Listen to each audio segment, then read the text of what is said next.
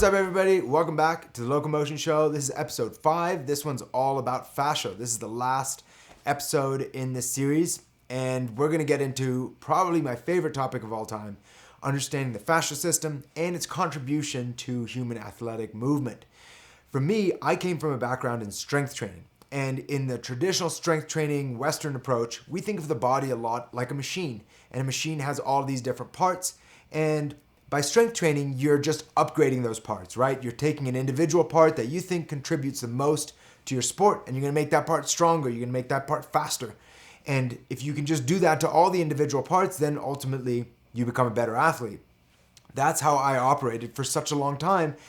But the more that I really opened my mind to seeing what was going on and observing how athletes around me functioned, I couldn't help but notice that there was this big discrepancy between what you'd see in the gym and how well an athlete could perform in a strength training environment, but that didn't really correlate all that well at all to their sporting performance. And we all know of athletes, probably in our own spheres, who seem like they hardly train at all, but they just have this ability to move better, and they seem to coordinate movement in a way that the rest of us can't. And so even though we've upgraded all our parts, and these joints and these levers function with greater force, it doesn't actually transfer to sport that well. And I can think back on a friend of mine, Ty Mack. He's a great rock climber. He's a really tall, skinny guy who's not tremendously strong. And I'd climbed with a lot of guys who are much, much stronger than Ty. But when I'd watch Ty navigate vertical terrain as a rock climber, it was like a symphony. It was just this really beautifully choreographed organization of movement.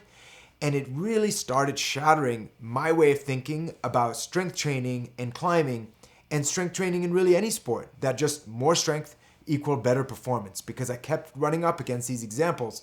Another athlete who really had a big impact for me was my friend Max Hammer, who's an extraordinary skier. And when you watch Max ski, it doesn't look that hard. And isn't that the way we feel when we see an elite athlete do something truly spectacular? You watch somebody just shred a spine wall. You don't think, wow, they created so much tension. No, you think, wow, they made that look so easy. And that's the thing, is that our training is all about tension. You see guys in the gym, they're just deadlifting the heaviest thing off the ground. Why? Because it creates tension everywhere. So I'm just squeezing everything. My jaw's tight, my eyes are about to pop out. But then when we go and do athletic movement, it's not like that. That's not how we're progressing athletically.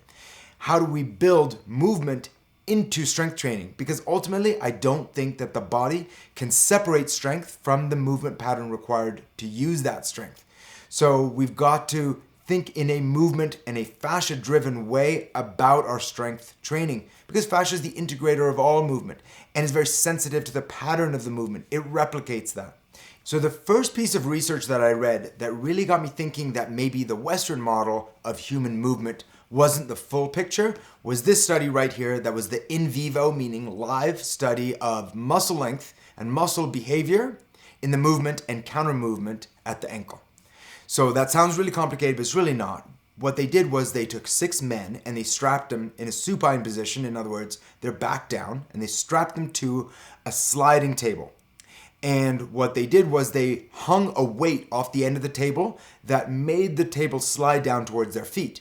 And they put a weight that was equivalent to 40% of the 1 rep max or maximum effort of the individual. So the weight is not as hard as they can go, it's a portion of as hard as they can go. So they're on this table, they're looking up, and their feet are pressed against a force plate that can measure the amount of force that they put into it, and the table is being dragged towards that.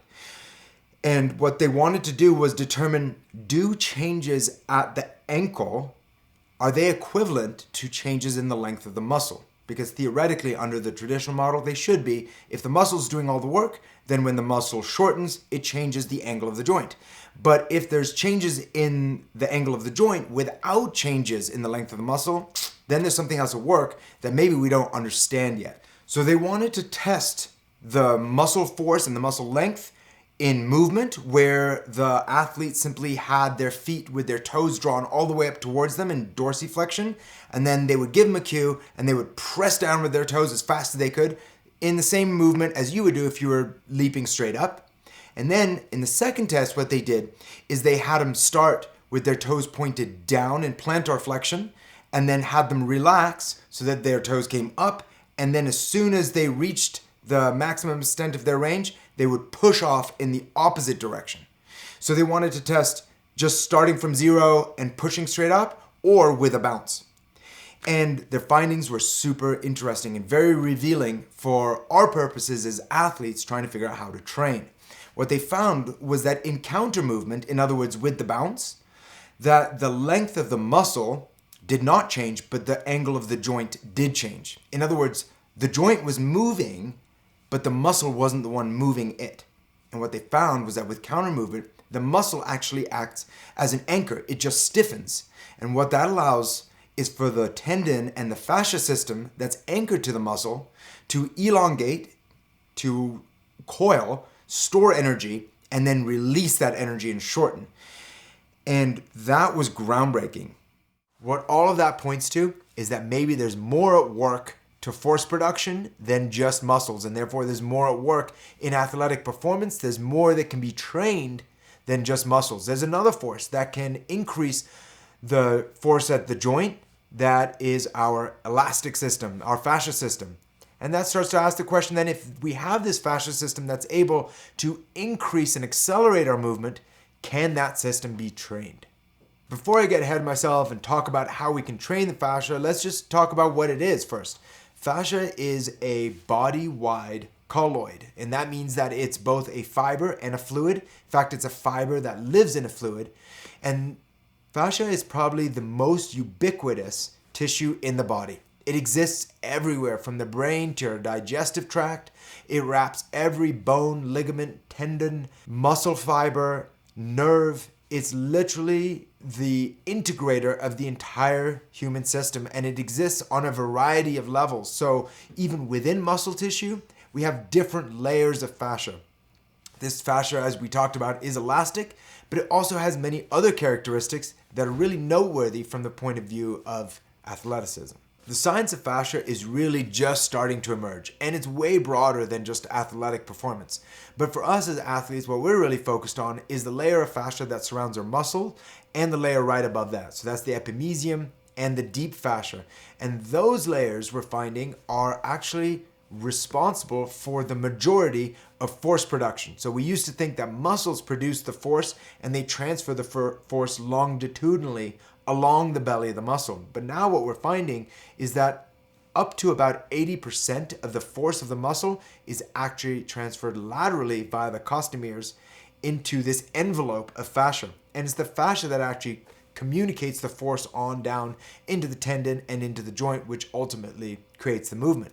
Well, if that's the case, that has huge implications for training, because fascia is made up of totally different stuff than muscles, which means that it's trained somewhat differently.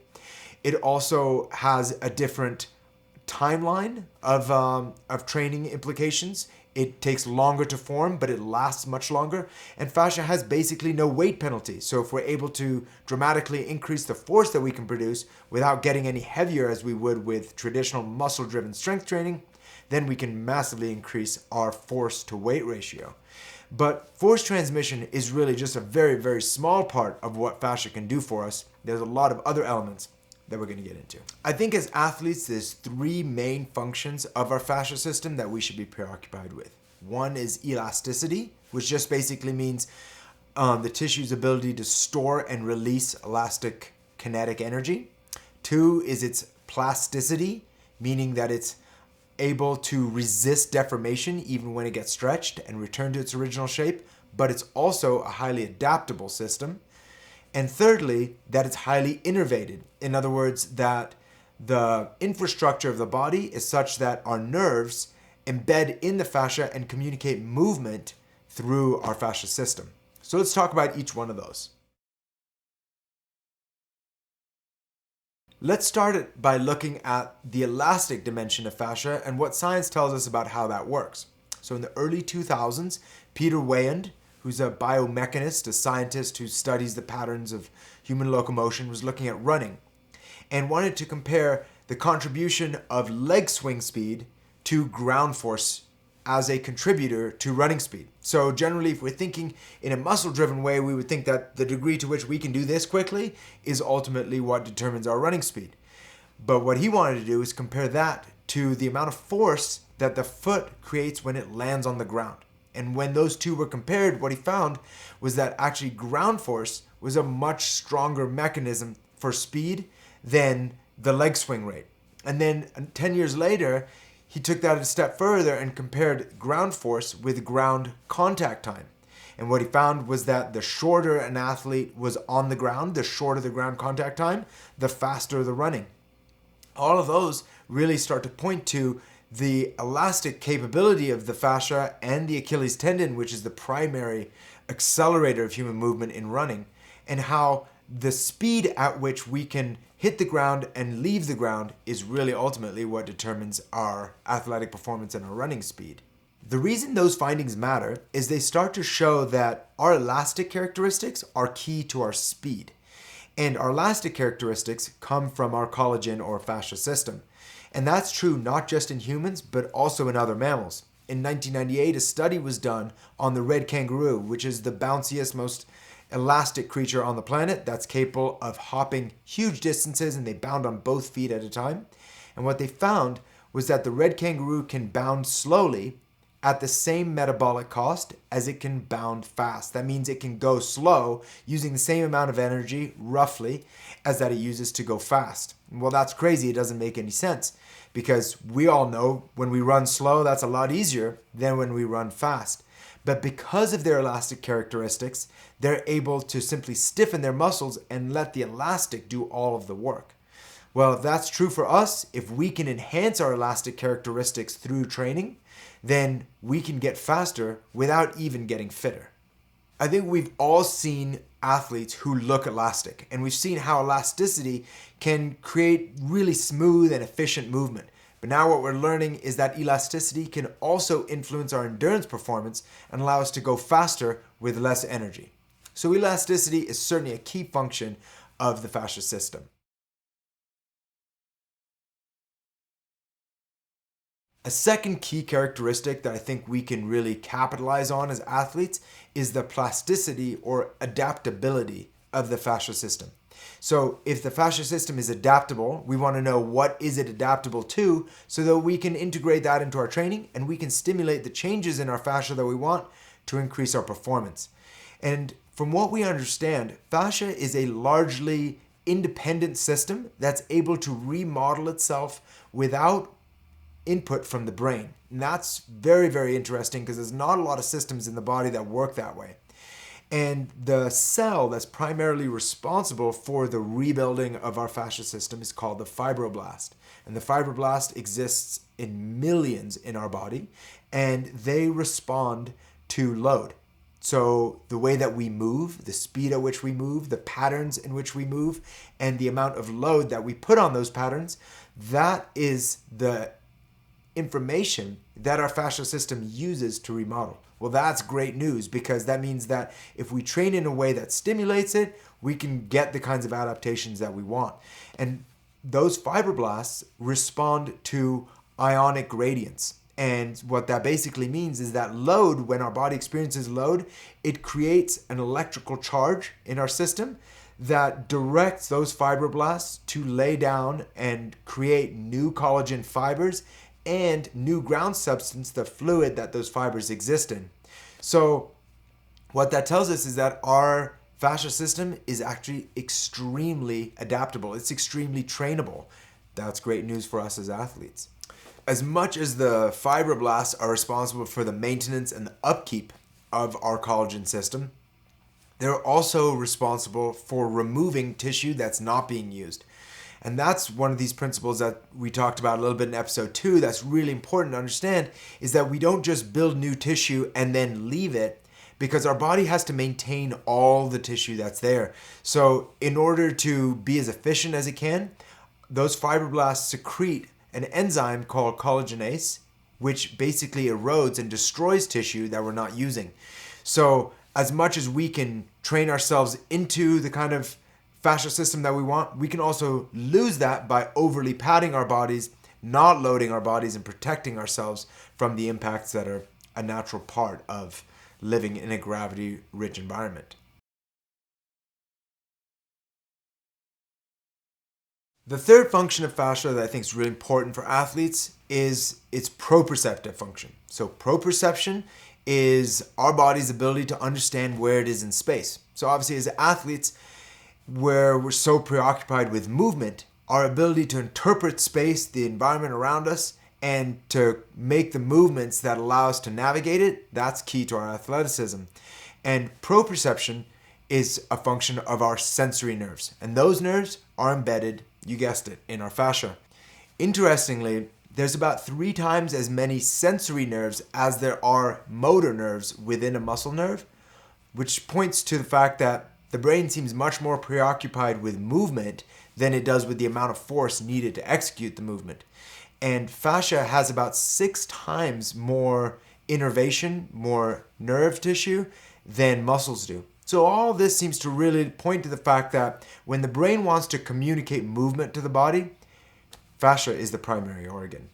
In my experience as an athlete and a coach, I'm not a scientist, all of that science makes so much sense in terms of the real world, because when I look at elite athleticism across all sports, it doesn't seem to me that the amount of force or strength can really account for their performance, but it's the way that they move. It's the way that they can harmonize and integrate all of these different muscles and all of these different joints into this singular movement. And that's really what fascia does for us. It's this singular web of tissue that wraps all of our moving parts together and coordinates and symphonizes that movement. But when we go to the gym and we watch how people are training, it doesn't seem like any of these ideas are really filtering into there. It seems like primarily people in the gym are really just preoccupied with strength and producing more and more of it, rather than thinking about the pattern in which we're creating that strength. And perhaps that's because in the West, in the medical industry, primarily fascia has been discarded. It hasn't been studied or really looked at all until very, very recently. Fascia was by and large considered to be medical waste. And in dissections, they would strip all the fascia off in order to get down to begin the dissection on the organs or the muscles or the bones or whatever they were looking at. And it's really only very recently in the West and in the medical tradition that we're really starting to understand the role of fascia. I think that even in the absence of science, it's so interesting that a lot of these Eastern movement traditions, Tai Chi, Kung Fu, Wudang, they all are very much oriented towards fascia movement and have been that way for thousands of years before the science really caught up. And now we look back on that and we're in the West really trying to turn towards those Eastern traditions and really trying to integrate a lot of that into the way that we train. And actually at Samsara, there's a lot of martial arts influence into our movement. So we're certainly not the first to discover the role of fascia. We're really just playing catch up. Science is giving us a whole new understanding of the role that it can play and how different training interventions can really transform the performance of our fascia system. Secondly, with regards to injuries, we've talked a lot about how athletes often, when they get injured, we all have a natural tendency to sort of be protective of our injuries and to think that if we just let them rest, they'll heal. But now that you understand the role of fibroblasts and that ionic flow to the damaged tissue, you understand that load is, like we said before, the language of our cells. Load is the way that we communicate to our system that we need remodeling, we need rebuilding, we need new fibers to be laid down over the damaged fibers, we need new fluid to replace it so that we can start to heal. So we've got to load our injuries. Now that doesn't mean that we want to load them in the same way that we would when we're training for high performance. Loading for rehab looks different, but load is critical to rehabilitation, to recovery. So third training implication from my point of view is I don't think that we really want to be doing prolonged stretches on our fascia tissues. And that's because if you have an elastic band and you want that elastic to be good and springy, you're not going to draw it wide open and leave it drawn out over a long period of time. Fascia rebounds in about 1.2 seconds. So anytime we do prolonged holds like yoga and things like that, we're likely to introduce a lot more length into that tissue, but less rebound. So it's interesting, I think, that like really fascia heavy traditions like Tai Chi, you won't find them doing any of those prolonged holds. It's continuous spiral circular movement, whereas yoga is really often about those prolonged holds. That can be useful for certain people if you need to be in those elongated positions, but generally as athletes who are relying on speed and reaction time, you want your elastic to be wound pretty tight so that it can rebound quickly and deliver the most energy in return. Okay, that concludes this chapter of the Locomotion series. I hope you guys really enjoyed that chapter. Fascia training is really central to our approach to training at Samsara. If you want to start integrating some of these ideas into your training, you should join Basecamp. It's a monthly membership and it's our online training platform with hundreds of videos, workouts, individual exercises that'll get you moving in a way that'll really enhance those fascial characteristics as well as your maximum strength, endurance, the whole full spectrum capability of your body. Okay, look forward to seeing you guys out there. Thanks for watching.